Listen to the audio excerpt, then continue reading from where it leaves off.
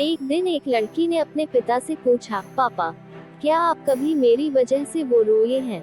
उसके ऐसा पूछने का कारण ये था कि उसने कभी भी अपने पिता को रोते हुए नहीं देखा था।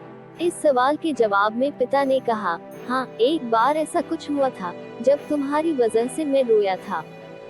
यह सुनकर लड़की उस बात को जानने के लिए उत्सुक हो गई कि आखिर वह क्या बात थी जिसने उसके पिता को रुला दिया था। इस उत्सुकता को शांत करने के लिए पिता वह किस्सा सुनाने लगा। बात उस समय है जब तुम 8 माह की थी। एक दिन मैंने तुम्हारे सामने 3 चीजें रखी, एक पेन, एक सिक्का और एक खिलौना। मैं ये जानना चाहता था कि तुम उन चीजों में से क्या उठाओगी।